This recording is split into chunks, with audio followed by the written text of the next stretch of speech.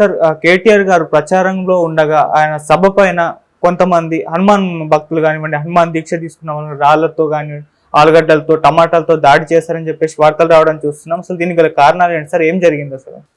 వీడియోలు నేను చూశాను. వాళ్ళు పోలీసులు ఉన్నా కూడా వెనక నుంచి హనుమాన్ దీక్షలో ఉన్న కాస్ట్యూమ్స్ వేసుకున్న వాళ్ళు దాడి చేస్తున్నారు, విసురుతున్నారు, అవన్నీ కనిపిస్తున్నాయి.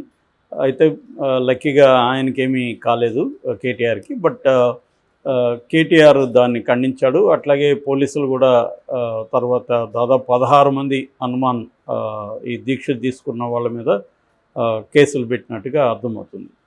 సో బేసిక్గా ఏంటంటే అసలు ఈ గొడవ ఎందుకు వచ్చింది, కేటీఆర్ ఏమన్నాడు?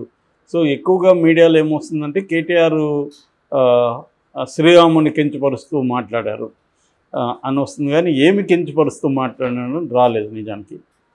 అయితే విషయం మనకి అర్థమైంది ఏంటంటే కేటీఆర్ నిజానికి కించపరుస్తే ఏం మాట్లాడలే. ఎప్పుడైనా కూడా ఎవరినైనా అటాక్ చేయాలంటే మా దేవుణ్ణి తిట్టావు అని అటాక్ చేస్తే చాలు. మన దేవుణ్ణి తిట్టాడంటరా వాడు, మన దేవుణ్ణి తిట్టాడని అందరూ పొలమని ఏం తిట్టాడరా, ఏం మాట్లాడాడని ఎవడు అడగడు.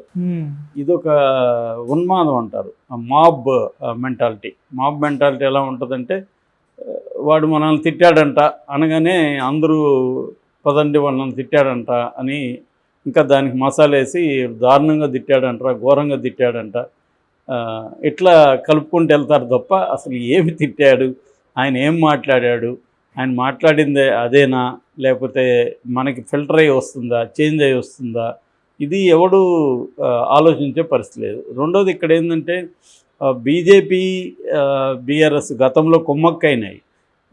ఇప్పుడేమో వాళ్ళిద్దరూ కుమ్మక్క అనేది వాళ్ళకి ఇబ్బంది అయింది. ముఖ్యంగా బీజేపీకి బాగా అది దెబ్బ కొట్టింది, బీఆర్ఎస్కి కూడా కొట్టింది.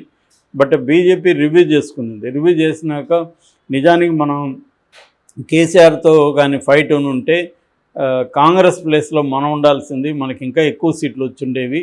కానీ మనం ఎప్పుడైతే కేసీఆర్తో కుమ్మక్కైనామన్న నెరేటివ్ జనం నమ్మారో దానివల్ల మనకి నష్టం జరిగింది. ఈ నష్టాన్ని కాంగ్రెస్ లాభంగా మార్చుకోగలిగింది అనేది వాళ్ళ రివ్యూ అనమాట. సో ఆ రివ్యూ నుంచి వాళ్ళు నేర్చుకుంది ఏమంటే ఈసారి మనం గట్టిగా ఫైట్ చేద్దాం అనేది అనుకున్నారు. నిజానికి అప్పుడే కానీ కేసీఆర్తో కుమ్మక్క అవ్వకుండా, ఇటు బండి సంజయ్ను మార్చకుండా అగ్రెసివ్గా కానీ వెళ్ళుంటే వాళ్ళకి ఇంకా ఓట్లు వచ్చిండేవి. ఎందుకంటే వాళ్ళకు ఉన్న బలవంతం ఏంటంటే హిందూ ఓట్లను సాలిడిఫై అంటే వాటిని మరింత కన్సాలిడేట్ చేసుకోవడం అనేది వాళ్ళ ప్రధాన అజెండా. అందుకని మతాన్ని వాళ్ళు ఎప్పటి నుంచి యూజ్ చేసుకుంటున్నారు. సో కేటీఆర్ ఏమన్నాడు గతంలో అంటే ఇట్లా రేవంత్ రెడ్డిని విమర్శించే క్రమంలో రేవంత్ రెడ్డిని విమర్శిస్తూ బీజేపీ కూడా గతంలో ఇట్లాగే విమర్శలు చేసేది, మతం పేరు చెప్పి బీజేపీ చేసేది. గుడి కట్టామని చెప్తారు బీజేపీ వాళ్ళు. 1000 ఏళ్ళు నిలిచిపోయే యాదాద్రి గుడిని కేసీఆర్ కట్టలేదా? వీళ్ళు అసలు గుడి కట్టలేదు ఇప్పటివరకు. అప్పుడే రామ విగ్రహాన్ని ప్రతిష్ఠించారు. ఏమన్నా అంటే రాముడి పేరు చెప్పి ఓట్లు అడుగుతారు, జై శ్రీరామ్ అంటారు. శ్రీరాముడు అందరివాడు, ఆయన పరిపాలన గొప్పగా ఉన్నింది, ఆయన పరిపాలనలో రాజు ప్రజలకి నిబద్ధుడై ఉన్నాడు, ఇప్పుడు ఎక్కడున్నారు వీళ్ళు అని కంపేర్ చేస్తూ మాట్లాడాడు. ఆయన మాట్లాడిన దాంట్లో ఏమీ అసత్యం లేదు. ఆయనేమి శ్రీరాముని ఎక్కడా కించపరచలేదు. అంటే బీజేపీని తిడితే శ్రీరాముని కించపరిచినట్టు, బీజేపీని తిడితే దేశాన్ని కించపరిచినట్టు ఈ నెరేటివ్ని ఇప్పుడు బీజేపీ బలంగా తీసుకెళ్తుంది. ఎవరన్నా బీజేపీని ఏమన్నా అంటే దేవుణ్ణి తిట్టినట్టు, ఎవరన్నా బీజేపీని ఏమన్నా అంటే దేశాన్ని తిట్టినట్టు, నువ్వు దేశద్రోహి అనమాట. ఆ మధ్య ఓపెన్గా మాట్లాడేగా మోడీని ఏమన్నా అంటే మీరు దేశద్రోహులని. దేశంకి మోడీకి ఏం సంబంధం? దేశం వేరు, మోడీ వేరు. మోడీ అనేవాడు ఒక పార్టీకి నాయకుడు. సో ప్రధానమంత్రి విమర్శించకూడదని ఎక్కడన్నా ఉందా? మన చట్టాల్లో ఎవరినైనా విమర్శించవచ్చు. అప్పట్లో నెహ్రూనే ప్రతిపక్షాలు విమర్శిస్తుంటే ఏంటి బాబు ఎప్పుడు చూసినా మమ్మల్ని విమర్శిస్తుంటారు, నేను చేసిన మంచి పని ఒకటి కూడా చెప్పరా అని పార్లమెంట్లో అడిగినప్పుడు ప్రతిపక్ష కమ్యూనిస్ట్ నాయకుడు చెప్పింది ఏంటంటే మిమ్మల్ని పొగడ్డానికి బోల్డ్ మంది ఉన్నారు సార్, మిమ్మల్ని విమర్శించడానికి మేము కూడా విమర్శించకపోతే ఇంకెవడు విమర్శిస్తాడు, అందుకని మీరు చేసే మంచి పనుల జోలికి మేము రాము, చెడ్డ పనులు మాత్రము లేదా ప్రజలకి నష్టం జరిగేది మాత్రం మేమైతే చూపాలి, మేమైతే చూపితే ఎవరు చూపరు. పొగిడే వాళ్ళేమో చాలామంది ఉంటారు, మీకు మీ పార్టీలో ఉన్నారు, మీడియా ఉంది, చాలామంది ఉన్నారు అని అప్పట్లోనే నెహ్రూని అడిగారనమాట. అలాగా ఇప్పుడు మోడీ చేసే ప్రజా వ్యతిరేక పనులు కావచ్చు, ప్రజాస్వామిక వ్యతిరేక కార్యక్రమాలు కావచ్చు, దాన్ని ఖచ్చితంగా ప్రశ్నించాలి. ప్రశ్న అనేది లేకపోతే, ప్రశ్నించకపోతే వాళ్ళకి ఇష్టం వచ్చినట్టు చేసుకుపోతారు. ఇవాళ రాజకీయ పార్టీలు అన్నీ కూడా తమ అధికారాన్ని సుస్థిరం చేసుకోవడం కోసం లేదా తాము అధికారంలోకి రావడం కోసం ఏ పని చేయడానికైనా వెనకడట్లేదు. వాళ్ళకి నిజానికి బీజేపీకి చాలామంది అనుకుంటారు హిందువుల మీద ప్రేమ అని, అదేమీ లేదు. హిందువుల మీద ప్రేమ ఉంటే బాబ్రీ మసీదుని కూల్చింది ఇప్పుడు 92లో. శ్రీరాముడు టెంపుల్ ఎప్పుడు కడుతున్నారు? ఇప్పుడు స్టార్ట్ చేశారు, ఇంకా పూర్తి కాదు. పూర్తి కాకుండానే మోడీ ఎందుకు పోయి విగ్రహాన్ని చేశాడంటే ఎన్నికల కోసమే. మామూలుగా పూర్తి కాకుండా చేయొద్దని చాలామంది హిందూ వేద పండితులు కావచ్చు, సనాతన ధర్మాన్ని ఫాలో అయ్యేవాళ్ళు కావచ్చు, వాళ్ళందరూ చెప్పారు. రెండోది అది మోడీ చేయకూడదని కూడా వాళ్ళు చెప్పారు ఆ పని, అయినా మోడీ వినలేదు. సో వాళ్ళని కూడా దేశద్రోహులుగా ముద్ర వేసే పరిస్థితి చేశారు. సో ఒక రామ మందిరాన్ని కంప్లీట్ కాకుండానే విగ్రహాన్ని ప్రతిష్ఠించడం అనేది క్లియర్గా ఎన్నికల కోసమే చేశారు.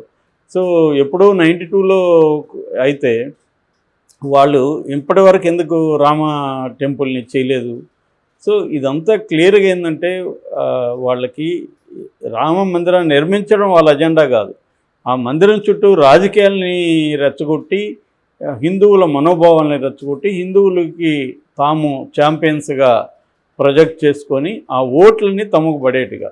వాళ్ళేమి నిజానికి ముస్లింలకి యాంటీ కూడా కాదు వాళ్ళు. మోడీ కూడా చాలాసార్లు చెప్పాడు, వాళ్ళు పస్మంద ముస్లింలని, షియా ముస్లింలని ల్యూర్ చేయడం కోసం కూడా వాళ్ళు అనేక ప్రయత్నాలు చేస్తున్నారు. క్లియర్గా ఏంటంటే వాళ్ళకి ఓటు బ్యాంకుగా హిందువుల్ని వాడుకోవడం అనేది చేస్తుందో అదే విషయాన్ని కేటీఆర్ చెప్పాడు. ఇప్పుడు నిజానికి ఆ విషయంలో చాలాసార్లు కూడా కేసీఆర్ అనేవాడు, నేను మీకంటే పెద్ద హిందువునని. నిజం కూడా అదే. కేసీఆర్ హిందువుల కోసం కావచ్చు, ఆయనకున్న భక్తి కావచ్చు, ఆయన చేసే యాగాదు ఇవన్నీ ఎవరు చేయరు దేశంలో. సో ఆ రకంగా ఇదేంటంటే రాముడి మీద పేటెంట్ రైట్ ఎవరిది అనే గొడవ. పేటెంట్ రైట్ మాదే అని బీజేపీ. సో రాముడిని పేటెంట్ ఇంకెవరన్నా తీసుకుంటే వాళ్ళు రాముడికి వ్యతిరేకులు, లేకపోతే వాళ్ళ మీద దాడులు చేయాలి. ఇది జరుగుతుంది. ఇదే కార్యక్రమంలో బైన్సాలో కూడా హనుమాన్ భక్తులు చేశారు.